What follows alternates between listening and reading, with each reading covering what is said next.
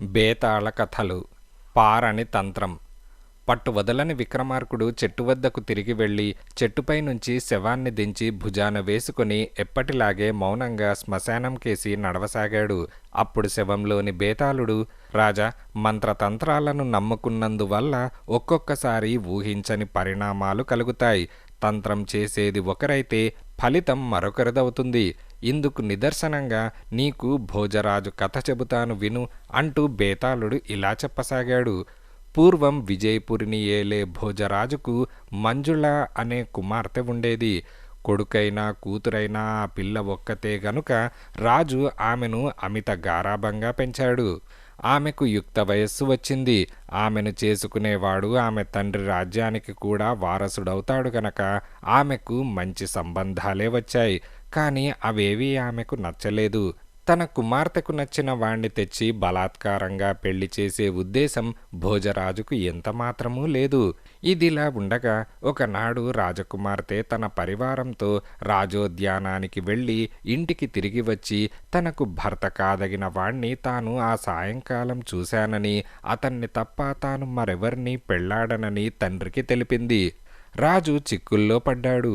తన కుమార్తె కళ్ళ చూసి వరించిన యువకుడెవరో, అతని పేరేమిటో, వంశమేమిటో, ఎక్కడ ఉంటాడో, ఎలా జీవిస్తాడో ఏమీ తెలియదు. అతను మంజులను పెళ్లాడటానికి తగునో తగడో నిర్ణయించే ముందు అతన్ని పట్టుకోవాల్సి ఉన్నది. రాజు మంత్రిని సలహా అడిగితే మంత్రి మర్నాడు రాజుగారు నగరం వీధులన్నీ ఊరేగటానికి ఏర్పాట్లు చేసి నగరంలో ఉండేవారెవరైనా సరే రాజుగారి దర్శనం చేసుకొని తమ తమ కష్టాలు చెప్పుకొనవచ్చునని చాటింపు వేశాడు. ఈ ఊరేగింపు చూసే జనంలో రాజకుమార్తె వరించిన యువకుడు కనపడతాడని మంత్రి ఆలోచన. ఆయన ఎత్తు పారింది. మర్నాడు రాజు తన కుమార్తెతో సహా ఏనుగు అంబారీలో ఎక్కి నగరపు వీధులన్నీ తిరుగుతూ ఉండగా మంజుల తాను వరించిన యువకుణ్ణి ఒక చోట చూసి తన తండ్రికి చెప్పింది. రాజు తన భటులలో చురుకైన వాళ్లను దగ్గరకు పిలిచి రాజకుమార్తె చూపిన యువకుణ్ణి గురించి దొరికినన్ని వివరాలు సంపాదించుకురమ్మని ఆజ్ఞాపించాడు. రాజుగారు ఊరేగింపు పూర్తి చేసి రాజభవనం చేరేసరికల్లా వాళ్ళు ఆ యువకుణ్ణి గురించి సాధ్యపడినంత సమాచారం తీసుకొచ్చారు. ఆ కుర్రవాడి పేరు సర్వదాయి. అతని తల్లిదండ్రులెవరో అతనికే తెలియదు. ఎవరో వృద్ధురాలు అతన్ని ఈ నగరానికి తెచ్చి పెంచింది. ఆ వృద్ధురాలు పోయి చాలా ఏళ్లైంది. కుర్రవాడు చాలా అందంగానూ ఆకర్షవంతంగానూ ఉండటం చేత చుట్టుపక్కల ఉండే వాళ్ళందరూ అభిమానించి ఆ దిక్కులేని బిడ్డకు ఏ లోటు లేకుండా చూస్తూ వచ్చారు. కొంతకాలమయ్యాక గురు శుశ్రూష చేసి ఆ కుర్రవాడు చదువుకున్నాడు. అతను అందగాడే కాక బుద్ధిమంతుడు కూడా. అందుచేత అతనికి తెలిసిన వాళ్లంతా ఆప్తులే. ఈ సమాచారం విని రాజు తన కుమార్తెతో, అమ్మ, నీవు నీ మనసు మార్చుకో. ఈ సర్వదాయిది ఏ వంశమో కూడా తెలియదు. వట్టి అనాథ జీవి. ఎంతలేసి రాజకుమారులను కాదని నువ్వా కుర్రవాణ్ణి పెళ్లాడితే నిన్నీ లోకం పరిహసిస్తుంది.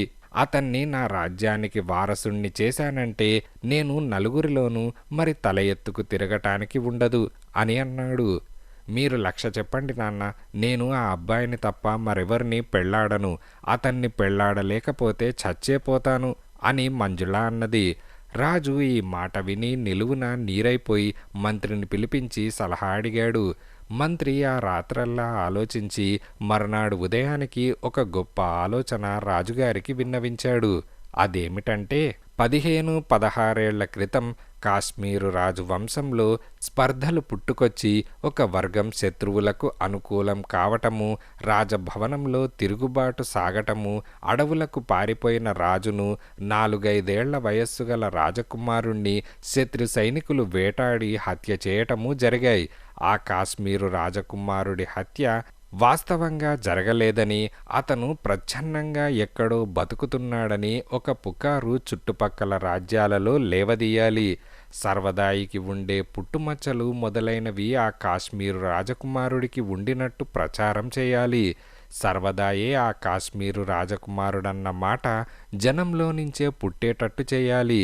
ఆ తర్వాత మంజులను అతనికిచ్చి పెళ్లి చేస్తే 10 మంది హర్షిస్తారే గాని ఎవరూ తప్పుపట్టరు. మంత్రి చేసిన ఈ ఆలోచన రాజుకు అమోఘంగా కనపడింది. ఈ పుకార్లు పుట్టించే బాధ్యత కూడా రాజు మంత్రికే వదిలిపెట్టి తన కుమార్తె దగ్గరకు వెళ్ళి, అమ్మ, నీవు కోరిన వాడికి పెళ్లి జరిగిందే అనుకో, దానికిక అడ్డేమీ ఉండదు. నాకు మాత్రం 1 సంవత్సరం గడువివ్వు. వచ్చే ఏడు ఈ పాటికిగాని మీ ఇద్దరి పెళ్లి వైభవంగా జరిపించటానికి తగిన పరిస్థితి ఏర్పడదు అని అన్నాడు. రాజకుమార్తె అందుకు సరేనన్నది. ఈ లోపల మంత్రి కొందరు వేగుల వాళ్లను చుట్టుపక్కల దేశాలకు పంపాడు. వాళ్ళు అక్కడక్కడ సత్రాలలోనూ రచ్చలలోనూ కనిపించిన జనంతో, మాది కాశ్మీరు దేశం. మేము మా పాత మహారాజు గారి కొడుకు కోసం దేశాలన్నీ గాలిస్తున్నాం.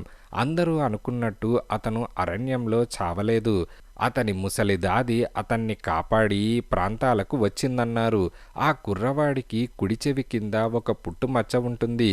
ఇంకా ఫలానా లక్షణాలుంటాయి అంటూ ప్రచారం చేశారు. ఈ పుకార్లు ఇతరుల ద్వారా విజయపురికి కూడా చేరాయి.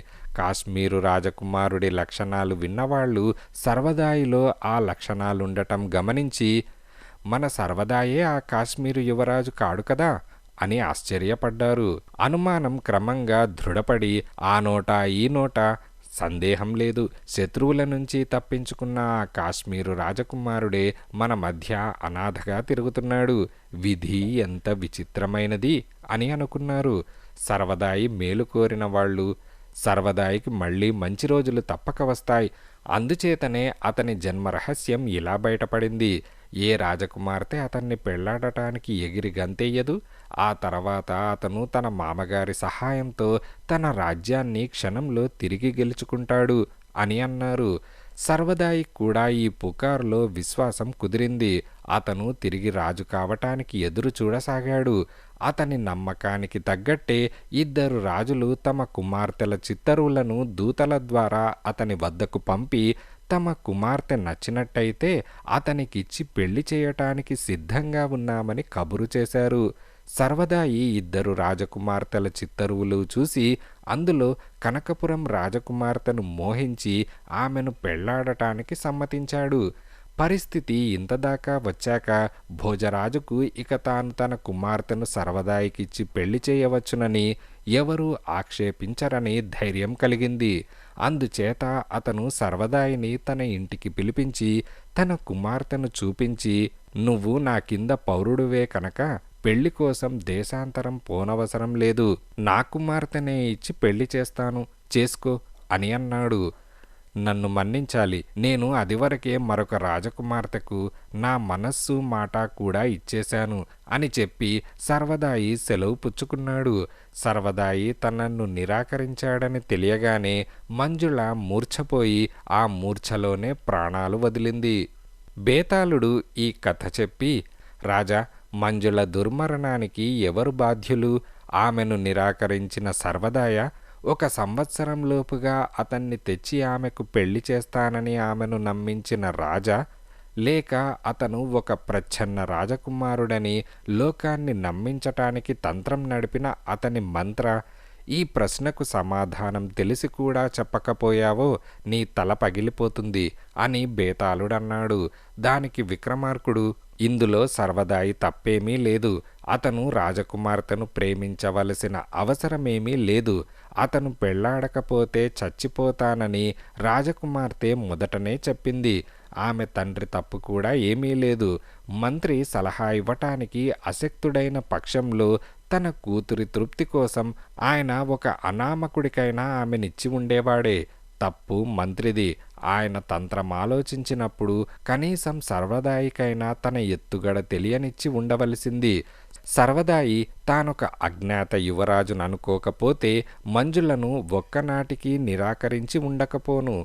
అనుపానం తెలియకుండా గొప్ప ఔషధాన్ని వాడే వైద్యుడిలాగా మంత్రి గొప్ప తంత్రమే పన్నాడుగాని దాని సాఫల్యం గురించి ఎలాంటి జాగ్రత్త పడకపోయాడు. అందుచేతనే మంజుల దుర్మరణం పాలైంది అని విక్రమార్కుడు సమాధానం చెప్పాడు. రాజుకు ఈ విధంగా మౌనభంగం కలగగానే బేతాళుడు శవంతో సహా మాయమై తిరిగి చెట్టెక్కాడు.